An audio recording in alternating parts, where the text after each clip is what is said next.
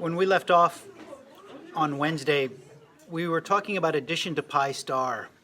And this is among the most important bond-forming reactions in organic chemistry, in biochemistry, kind of in everything.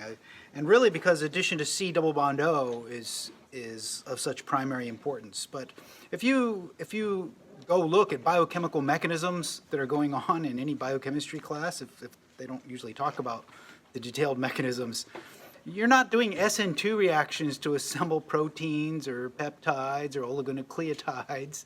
You're adding to pi star. P double bond O, pi star, C double bond O, pi star. That's how nature makes bonds. That's how synthetic organic chemists make bonds. We add to pi star. So that's what makes this chapter or this topic so particularly important.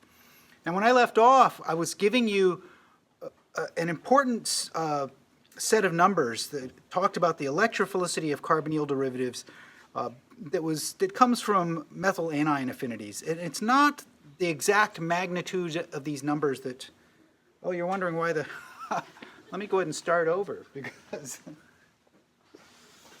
thank you for asking. There's a button here.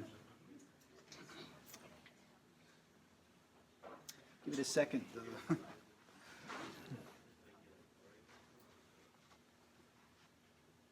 System warming up.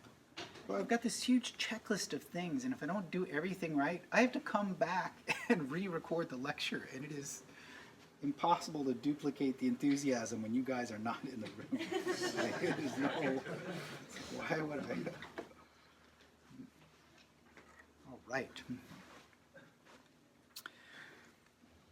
So on Wednesday, we talked about the relative electrophilicities of carbonyl groups. And I gave you this set of magnitudes, of numbers that talk about quantitative. Oh, yeah. Boy, I'm really.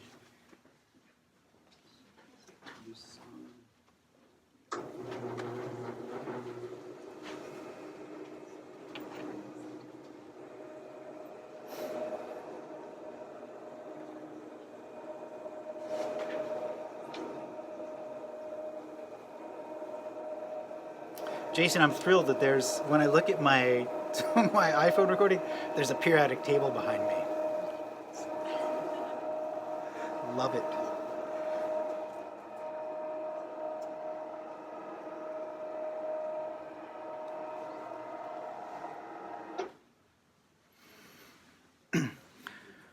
When we left off on Wednesday, I gave you a set of methyl anion affinities for carbonyl groups, different types of carbonyl functional groups, to give you a sense for the order of reactivity. It's not the actual magnitude, 10 to the minus 8, 10 to the plus 3, that matters so much as the relative order. That's what's going to help you make decisions about where should you start your arrows and end your arrows when you're doing reaction mechanisms. So I expect you to know the order of these relative electrophilicities. The numbers, I mean, if you could know those, that would be amazing. I don't know all the exact numbers, but I do know the relative orders of reactivities for these different derivatives. Let me go ahead and take the two most important examples here, and that would be aldehydes versus ketones. So here's a simple example. Well, let me just give you the straight conclusion that you can take to the bank, and that is that aldehydes are more reactive than ketones. You know, is it a factor of 1,000 like in those methyl anion affinities? It's not always exactly 1,000. It depends on the reaction conditions. But aldehydes are more reactive than ketones. And so if you have this simple substrate here that has two functional groups, an aldehyde and a ketone, everything else is the same. They're both attached to a benzene ring. It's the same nucleophile. And so if you throw in sodium cyanoborohydride, you should not be surprised that you can isolate a high yield for addition to the carbonyl without worrying about reducing the ketone under those conditions. So under these conditions, these are slightly basic conditions, so I'll write HB here, and then pick up a proton. But the important thing is that you add to the aldehyde carbonyl faster than you add to the ketone.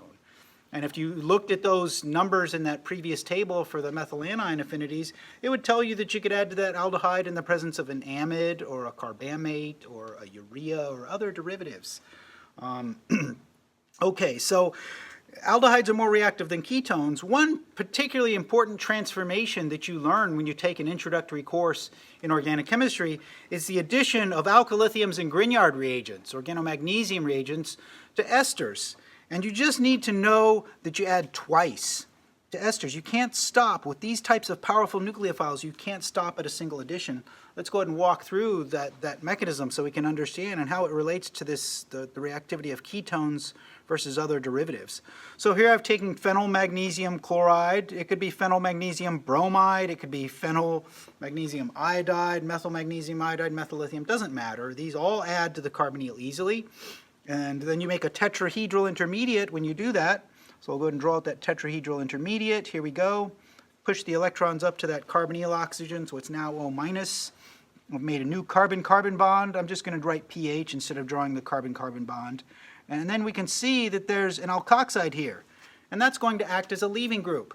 No problem having alkoxide or hydroxide act as a leaving group. Watch this. Take these electrons here and push that out.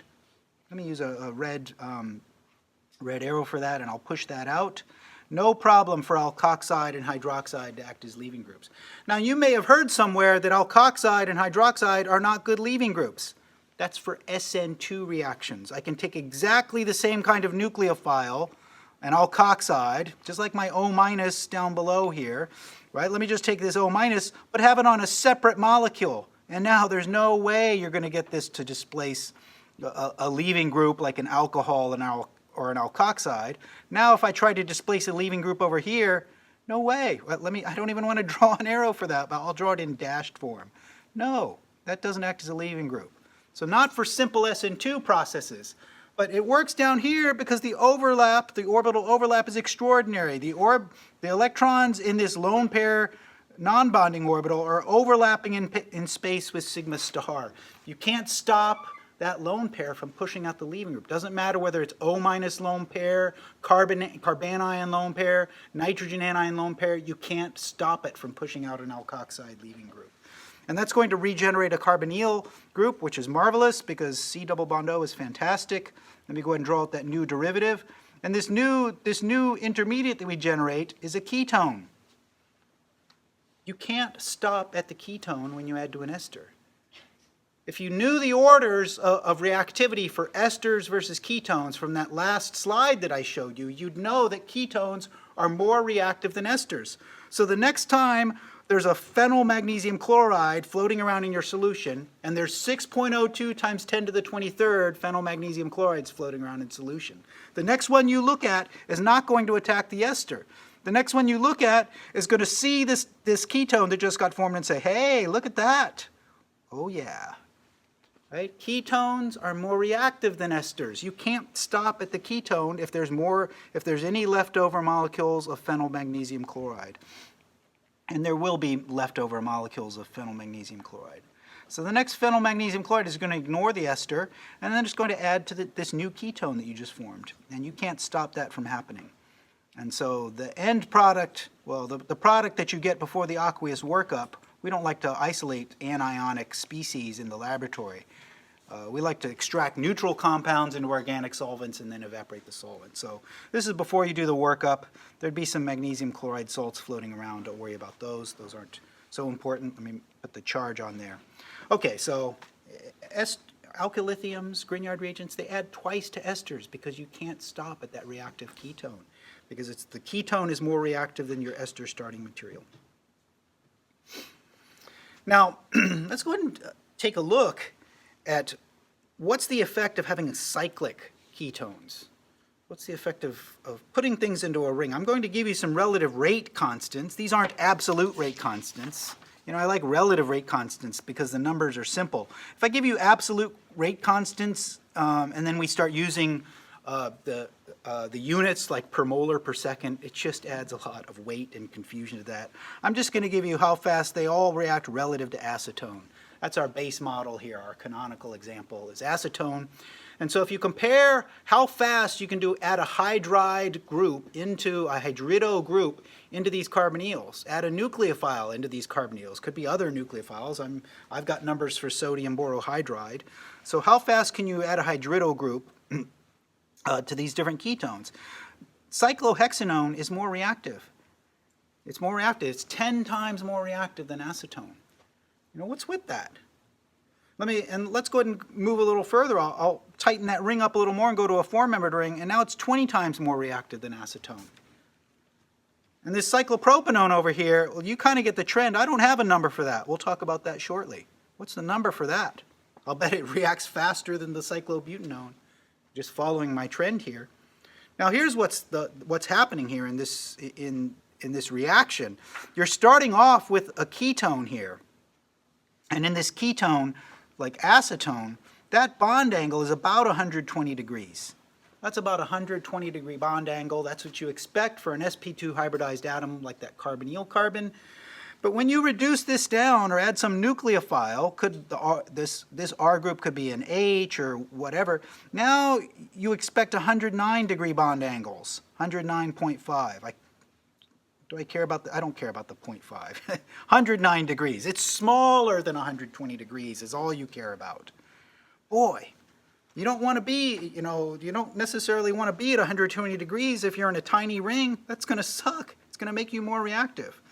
If you look at a cyclohexane ring, like this cyclohexane ring over here, all those bond angles want to be 109.5.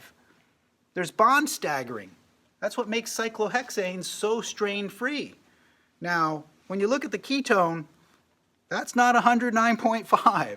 If I were a ketone, I would not want to be in a cyclohexane ring where everything's 109. A ketone wants to be 120, so there is good motivation for cyclohexanone to want to react and relieve that ring strain. It wants to be 109.5. After it adds the nucleophile, hydride, alkylithium, it gets to be 109.5. So you can see why cyclohexanone reacts faster. And the situation gets worse for cyclobutanone over here, right? This is an even worse situation. It's kind of stuck in a 90-degree bond angle situation, but it really wants to be 120. It doesn't want to be a ketone. It wants to be sp3. Being sp3 isn't going to take it to 90 degrees, but at least it's better than being 120. So the more ring strain you put in there, the more the ring forces you to have smaller bond angles, the more ketones don't want to be ketones. So how come I don't have a rate for the cyclopropanone? Cyclopropanone carbonyls are so unbelievably reactive that if you put cyclopropanone into an alcohol solvent, you can't stop it from adding. In fact, as soon as you put cyclopropanone into ethanol or methanol, it ends up forming this adduct. There's an equilibrium you can't stop. You can't stop the equilibrium. I'm not going to draw the arrow pushing for this at this time. There's a lot of steps in there, 6 steps or 5 steps in the arrow pushing mechanism. The point is that the adduct, the hemiacetal, and hemiacetals are usually not stable. This simple hemiacetal is totally stable. In fact, you can buy this commercially. They sell this as the O-ethyl acetal or the O-methyl acetal. You can't just go buy cyclopropanone. What you buy is this stable adduct. So that's commercially available, and it's stable. So that's supposed to be a dollar sign there in case you can't see what I'm drawing there. Maybe I should draw a Bitcoin sign or something nowadays. All right, so again, it just adds complexity to this idea of calculating a rate when most of your cyclopropanone exists as that hemiacetal form. Now, I'm going to connect in this particular case equilibrium constant for forming these hydrates with rate constant for addition. How fast do you add to the carbonyl over here in this case? How fast does any nucleophile add to this carbonyl? I don't always have those numbers, but what I do have is equilibrium constants. That's not the same as a rate constant. Equilibrium constant is rate forward divided by rate backwards. I do have equilibrium constants for how stable is this adduct called the hydrate. When you add water across carbonyl groups, you get a functional group called a hydrate, also called a Chem diol. Nobody actually calls it that except your sophomore textbook. You get this functional group called a hydrate that's now sp3 hybridized. And in this particular case, because I'm telling you, the stability of the hydrate tells you something about how much nucleophiles want to add to the carbonyl. So let's go ahead and take a look, and let's try to compare things with acetone. I'm going to give you some numbers here. This time it's actual equilibrium constant.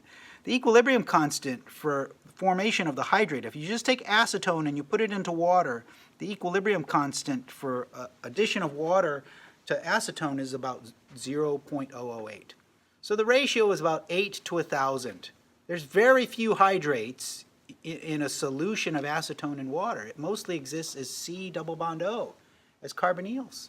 There's very little hydrate in there. There's some, and you can't change the equilibrium by adding a catalyst. That just changes the rate at which you reach equilibrium, which is already fast. So let me show you some other numbers here. I told you that aldehydes are more reactive. Well, they also form hydrates more easily. The equilibrium constant for acetaldehyde is 1. When you take acetaldehyde and you expose it to water, half of it exists as the hydrate. It is so reactive as the carbonyl that water just adds right in, and it is stable, partially stable as the hydrate with that OH from water added in there. So the hydrate, acetaldehyde, is just screaming hot reactive. Paraformaldehyde, I mentioned this before, you can't buy paraformaldehyde. It forms a polymer. It forms a polymer because the lone pairs on one acetaldehyde or formaldehyde add to the carbonyl carbon of another, and you just get this big long polymer called paraformaldehyde. If you put formaldehyde in water, it doesn't exist as a carbonyl compound. It exists as this hydrate that I've drawn above. Equilibrium constant is 2,300. There's only one carbonyl molecule in solution for every 2,300 hydrates. And if you really want to soup up the reactivity, well, take acetone and replace these CH bonds over here with carbon-fluorine bonds. Fluorine is electronegative. There's a polar effect here. This has nothing to do with resonance. CF3 has a tremendous polar effect. And so that CF3 here amps up the equilibrium constant of acetone, which was 0.008, to 1.2 million. Wow, that is electrophilic. You put hexafluoroacetone into water, there's no carbonyl in there. It all exists as the hydrate, so that would be incredibly reactive. Now I've got one more functional group here that is really the story. It's the one that wouldn't be obvious to you, and you wouldn't know what to do with that. And that is, what happens if I take a carbonyl? This is kind of like the hexafluoroacetone situation. What happens if I take a carbonyl and I put another carbonyl next door? That's like putting a trifluoromethyl group next door. There's a polar effect that destabilizes that carbonyl, right? You got these two carbonyls. They're both polarized as their own functional groups, and they're destabilizing each other. This is a symmetrical molecule, so it's both the two carbonyls would exhibit the same reactivity. You know, it's easier to add. It's easier to form hydrates with these 1,2 dicarbonyls. I would refer to this as a 1,2 dicarbonyl, not a 1,3 dicarbonyl that you might have learned about for making stabilized enolates. This is a 1,2 dicarbonyl. And the equilibrium constant here is about 0.6. So 10 to 6 ratio, what is that? 1 to 6, 10 to 6 ratio. You know, it's close enough to 1 to 1 that it's not 1 to 1, 10 to 6, 2 to 1, what is that? 2 to 1 ratio? There's a lot of hydrate in here. You probably took some class where you learned about pyruvate kinase, or I don't know, something like that. Right? This is a biomolecule that's important in biochemistry and mitochondrial metabolism. You know, that carbonyl right here is super reactive. Man, that is reactive and unhappy because it's a 1,2 dicarbonyl compound. Right? That ketone is more reactive than the carboxylic acid. There's a surprising amount of the hydrate just floating around in the cells in your body. You can't stop that hydrate from forming. So 1,2 dicarbonyls are exceptionally reactive. I'm showing you an example down below here where somebody used this simple trick in drug design. This is a drug called lubiprostone down here at the bottom. It's used to treat constipation, usually from use of morphine and heroin, cause you to be constipated if you take that for pain. But lubiprostone targets a chloride channel in the gastrointestinal tract in the colon. So when the water rushes in, you're able to have a bowel movement, which could be pretty good if you can't have bowel movements. And lubiprostone exists in 2 different forms. It exists as this hydroxyketone form. It also exists in the closed form. Unfortunately, only one of these forms actively binds the target ion channel, and it's the closed form.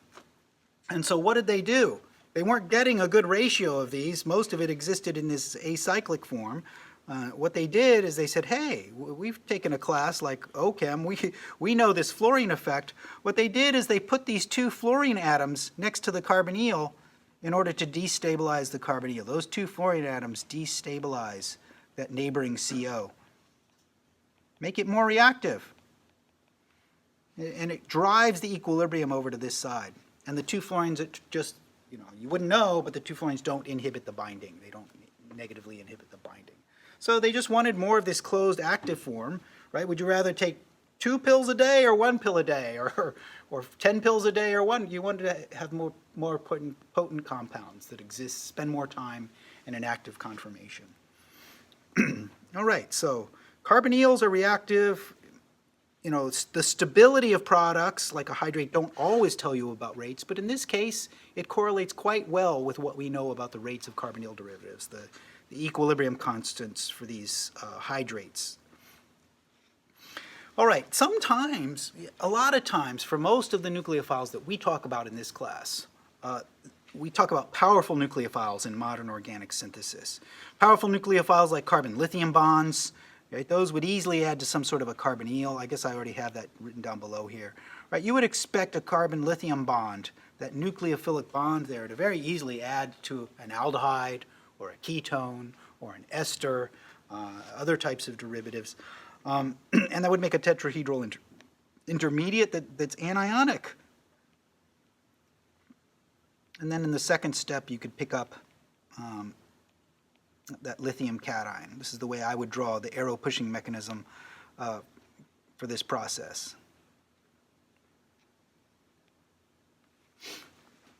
So it can easily add to the carbonyl without us doing anything special to enhance the reactivity of the carbonyl. But there's some nucleophiles that don't add easily to simple carbonyls. Right? Water and alcohols don't add as readily as alkylithiums. They don't make stable bonds. There's an equilibrium pushing it back. And the rates are slow in typical cases. Now, I shouldn't have really, let me change this because I know aldehydes are reactive. Let me change it to a ketone where this is not such a good process anymore.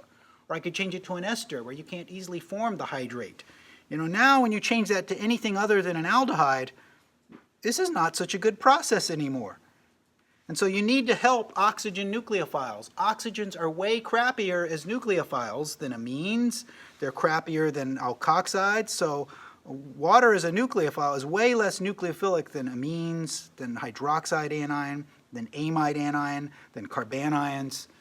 Alcohols are just not very reactive. Sure, they can add to carbocations. Anything can add to a carbenium ion. There's nothing special about that. But if you want to get this alcohol to add in, then what we need to do is make that carbonyl more reactive. And we do that by running these reactions of water or of alcohols in the presence of strong mineral acids like hydrochloric acid, sulfuric acid. And when you do that, you generate an appreciable, a useful concentration of this protonated carbonyl, this oxonium ion. Oxonium means 3 bonds to oxygen. So that protonated carbonyl is now way more reactive than the original carbonyl. It's vastly more reactive. Now, even a pathetic nucleophile like water can add in. Water can add in, alcohols can add in at useful rates.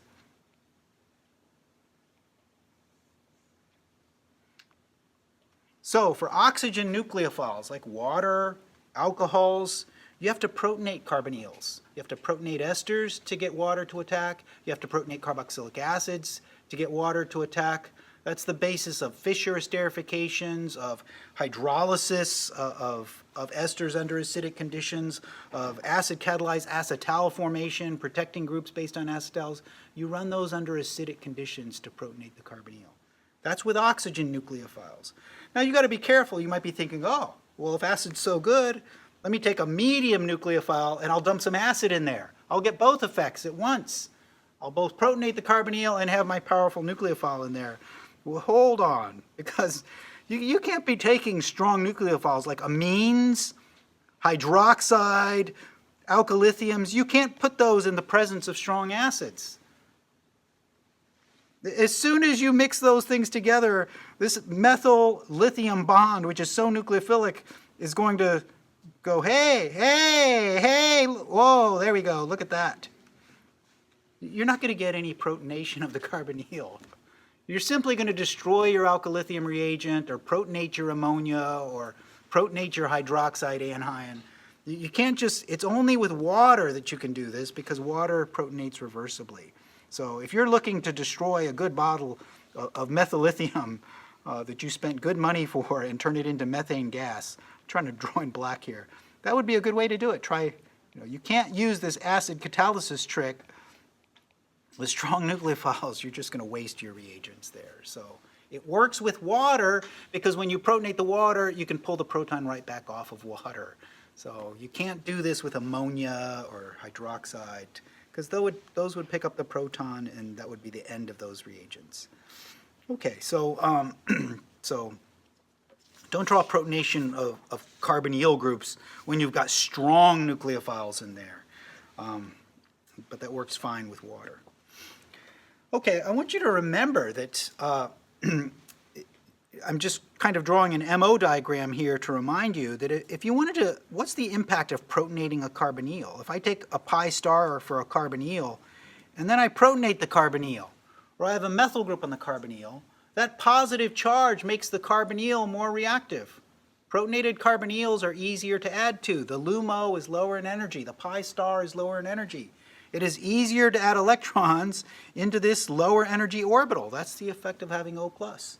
And you would predict the same effect over here if we looked at an imine. An imine is not easy to add to. It is easier to add to an iminium ion that has an N+. Right? That should be kind of obvious, I think. You want to attack carbonyls if they have a positive charge. You want to attack imines if there's a positive charge on the nitrogen. It's easier to do. But what about this?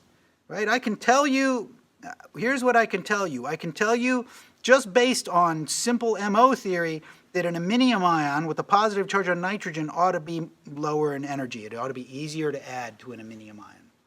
I can tell you that it should be easier to add to a protonated carbonyl. The pi star for the protonated carbonyl ought to be lower in energy. You should know that. I can also tell you that C double bond O pi star should be lower in energy than C double bond N. I should know that just because oxygen's more electronegative.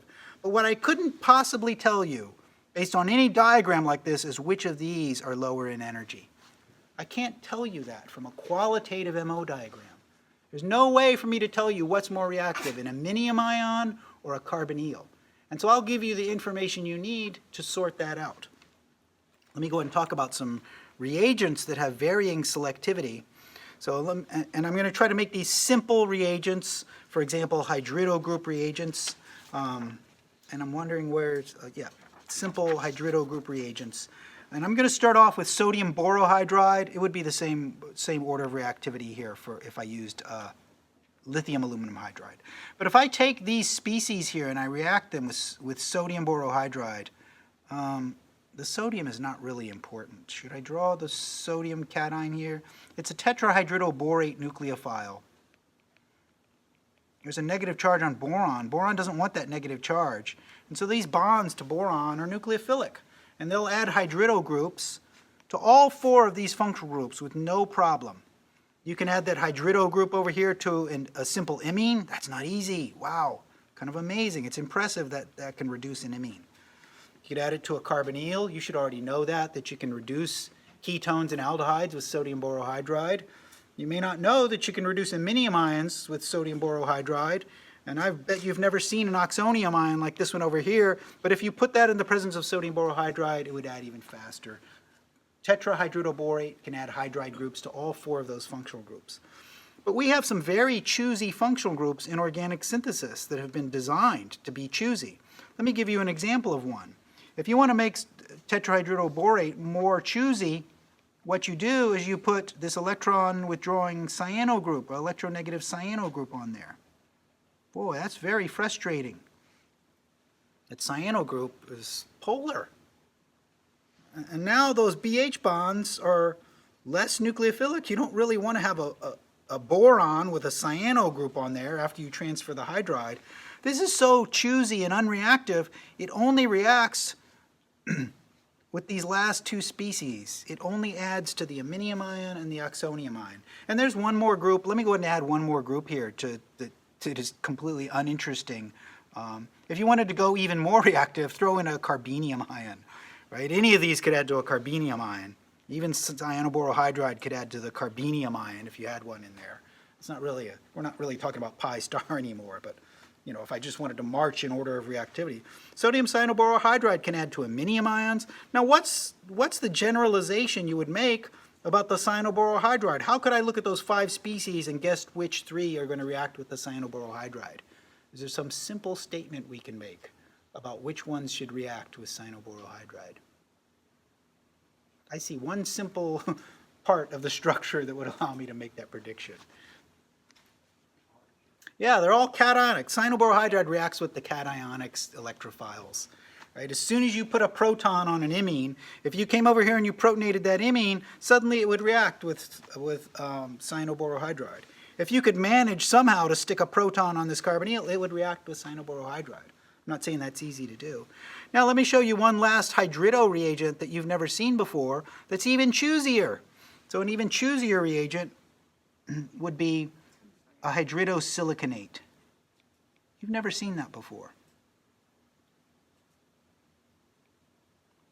And this bottom X here could be an acetate, an OR group, a fluoride anion. It doesn't matter what the X is. What matters is the silicon has a negative charge.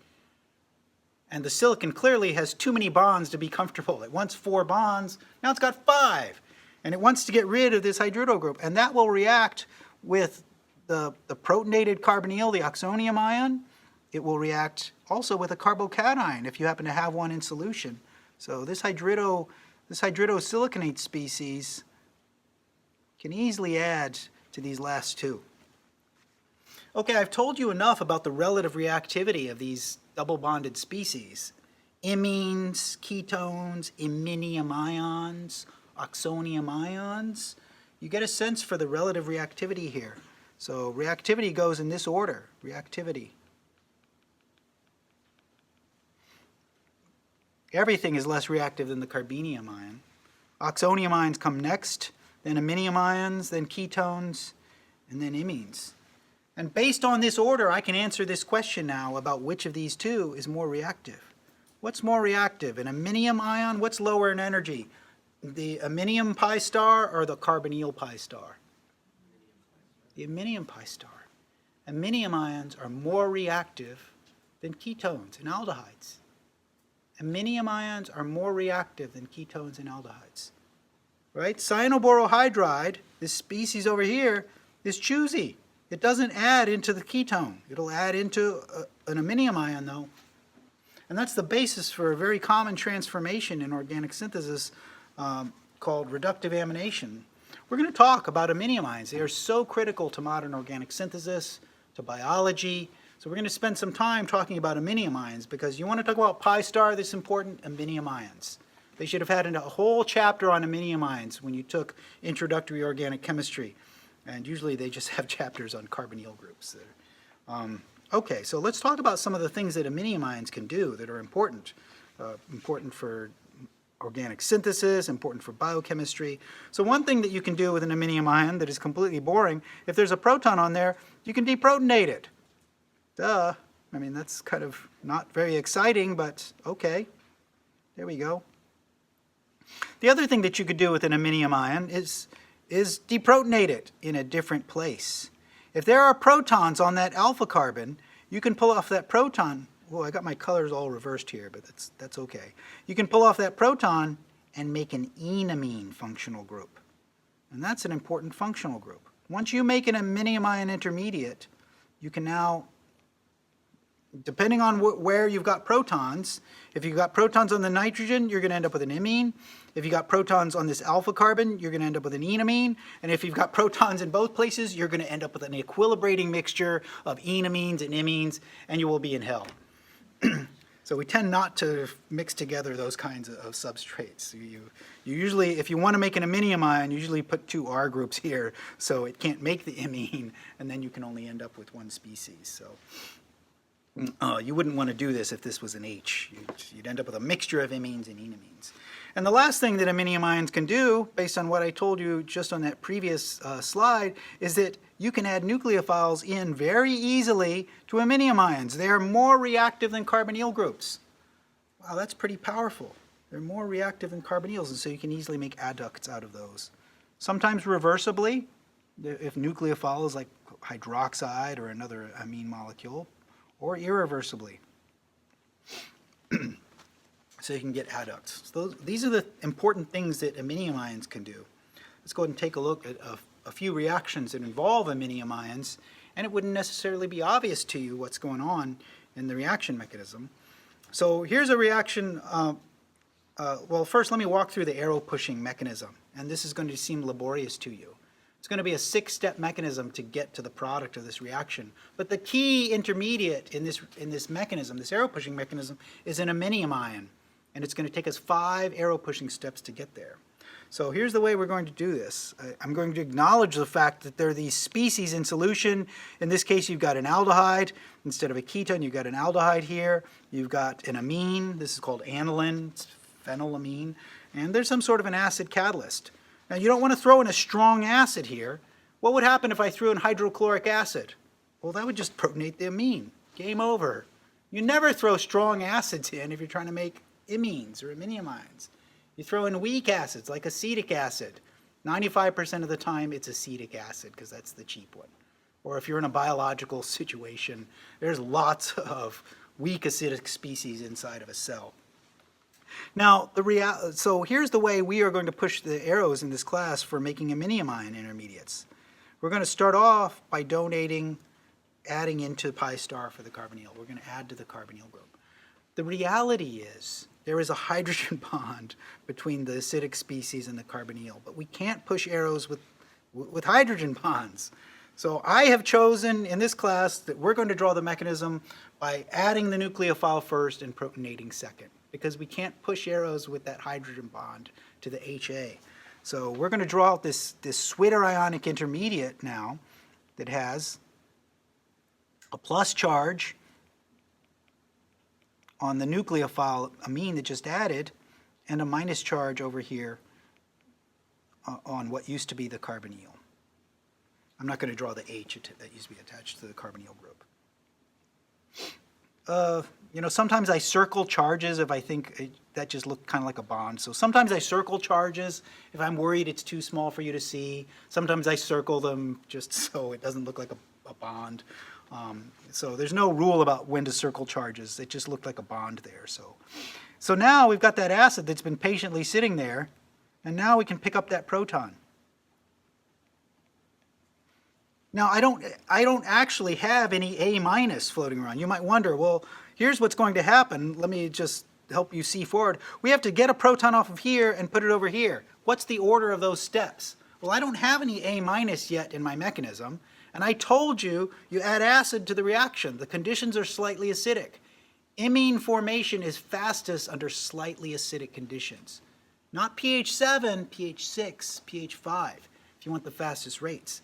So instead of deprotonating with some basic species, even the conjugate base, the order of steps you should choose should be protonation of the O-, and then we'll deprotonate the ammonium. Protonate the O- first. The conditions are slightly acidic. You can run imine formation under non-ideal conditions, and maybe things would change there, but if you want fast rates, you run iminium ion formation under slightly acidic conditions, if you get to choose. Okay, so I've protonated that, and look at this, I've generated a conjugate base. I'll draw it down here because I know I'm going to need that, and I've written this mechanism many times. And there it is, right next to that ammonium ion. So you know what's going to happen. It's going to pick up a proton here, and it's going to bring us to our neutral carbenolamine species. This species is called a carbenolamine. I don't care if you know the name of that species. And when I pick up that proton, I regenerate my acid species, my symbolic acid species, HA. Now, which of these two lone pairs is more basic? The oxygen lone pair or the nitrogen lone pair? Well, the nitrogen lone pair is more basic. But if I protonate that, I'm just going to go backwards. Is that happening in solution? Yes, it's happening. I'm not going to draw that. We're interested in going forward to the product, not backwards to the starting materials. You'll spend forever on the problem sets if you go halfway and then go back to the starting materials. We want to explain how you get rid of this water. And the way we're going to explain this is really the important step. This is the step that makes you add catalytic acid. It's this step right here. In order for aminium ion formation to have the fastest possible rate, you need to convert that water into a leaving group. That OH needs to be converted into a leaving group.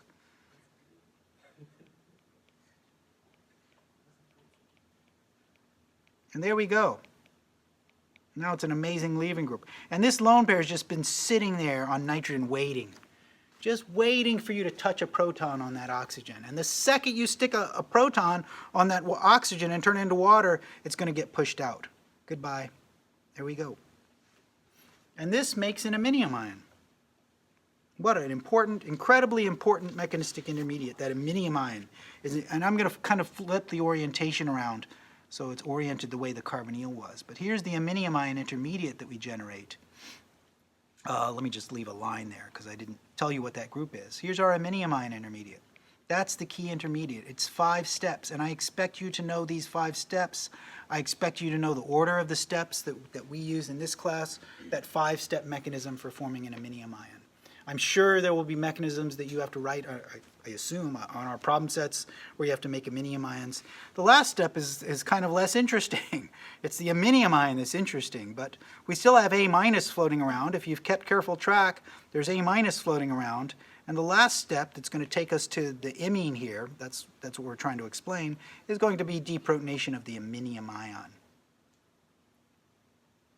That's supposed to be an arrow there. Okay, but it's the aminium ion that's really exciting here. That's the important thing.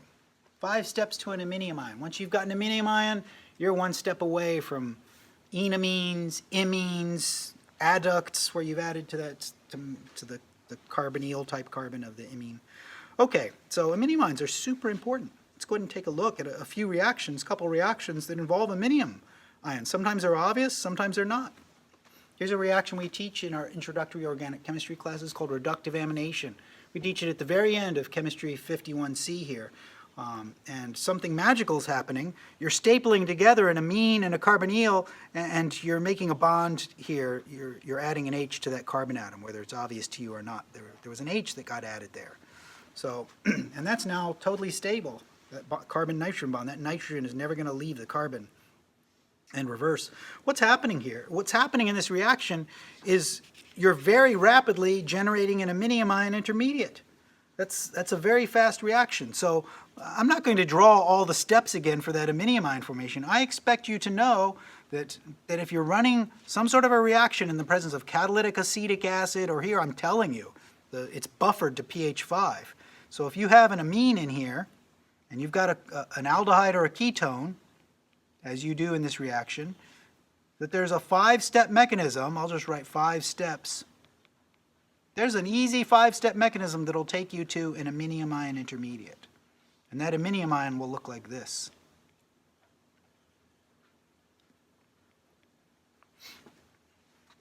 You can't stop that equilibrium. It's going on whether you want it or not.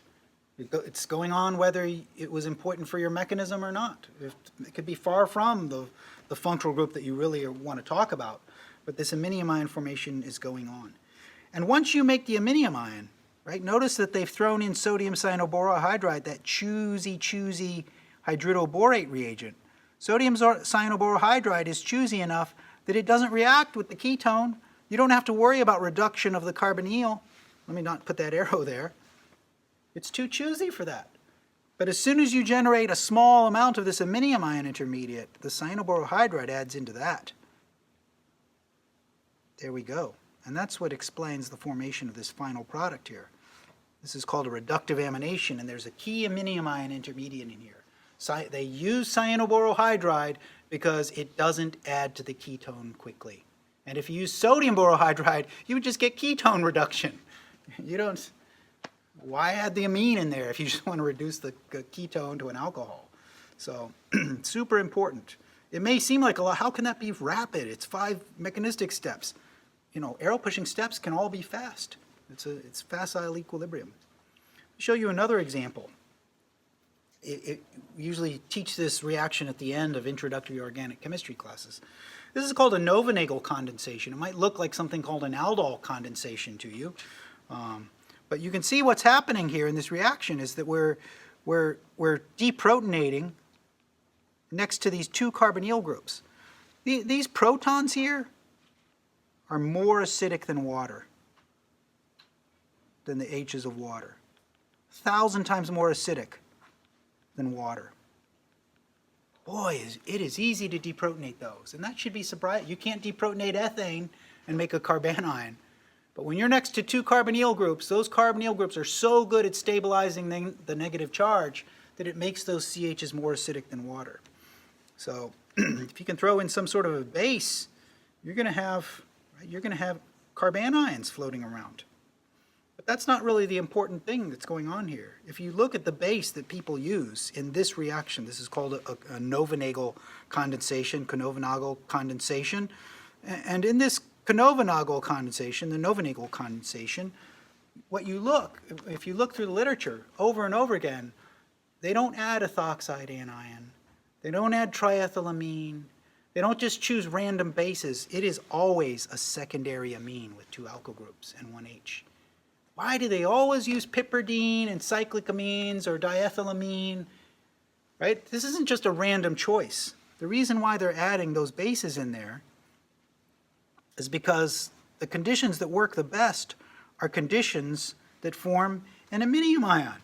Right? This combination of amine plus aldehyde, what's happening in these solutions is you're getting rapid formation through that 5-step mechanism of an iminium ion intermediate. And that iminium ion is more reactive than the original aldehyde carbonyl. Wow, aldehydes are reactive, and this iminium ion is even more reactive. So I told you how easy it was to deprotonate between those two carbonyls. That's because this carbanion, we call it an enolate, is super stabilized by resonance. And it's so stabilized that it's not very nucleophilic. So you can see the magic of these reaction conditions. These reaction conditions will generate, as your cation in solution, this iminium ion, and as your anion in solution, this highly stabilized enolate that's not very reactive. I mean, it's reactive enough to do stuff. And now you've got a good carbon nucleophile, and you've got a great electrophile, and there we go. That's carbon-carbon bond formation right there at its best. This is the way a Novonagel condensation makes carbon-carbon bonds. So it involves an iminium ion, and you would have never known. Somebody had to go do a mechanistic study to show that these reactions involve iminium ion intermediates. It's not just that the amine is deprotonating. You're not getting. I'm trying to figure out how to draw this without marking up. This is what's not happening. You're not adding directly into the aldehyde. That would be called an aldol condensation, and there's different types of conditions for that. Okay, let me go ahead and draw this next intermediate because it's going to look complex. So here I've got this carbonyl here. I've made this new bond, and I have to kind of change the orientation of things here. I'll draw the amine over here on this side. I've pushed the electrons to the amine. It now has a lone pair on there. So that's our new species we've got there. Now the conditions are basic because you've added R2NH, that's an amine. Amines are basic, triethylamine is basic, ammonia is basic, the conditions are basic. And what I need to do in order to keep this mechanism going is I need to pull a proton off of here and I need to stick it over on that nitrogen lone pair. Now I can't do that in one step, otherwise I'll be trying to do some 4-member transition state. But the conditions are basic, so I'm just going to use my catalytic B here as a symbolic base. The conditions are basic. So I'm going to make a carbanion. And you might say, well, is that reasonable to make a carbanion? Well, I did that in the first step. That was the first step of our mechanism. It's just as easy to pull a proton off now as it was in the very beginning. So we can't complain about this proton deprotonation step. Otherwise, we wouldn't have drawn that over here, and I guess I didn't draw it.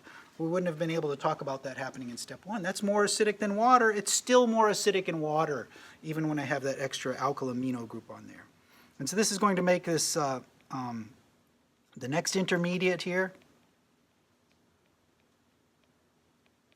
Ooh, I got to reach an endpoint here because I've run out of time. So I end up with this enolate species, and I end up with this, whoops, R2N there that's ready to pick up a proton. And I've got my HB conjugate acid here left over. Now I'm going to protonate the amine, and that turns it into a leaving group. I'll now have an ammonium ion leaving group. And this type of elimination is called an E1CB elimination mechanism. When you make a carbanion next to a carbonyl,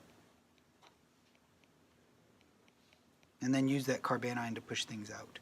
There's that anion, and now let me push that out. I like to push things out from the backside. There we go. And that's what leads to the final product. That's how you generate a product in a Novanagle condensation. It's not an aldol reaction. This is a reaction of aminium ions that are way more reactive than C double bond O. C double bond N plus is more reactive than C double bond O. Okay, when we come back, we're going to talk about, on Monday, we're going to talk about more addition to pi stars, addition to carboxylic acid derivatives, acyl chlorides, nucleophilic catalysis, and then conjugate addition reactions.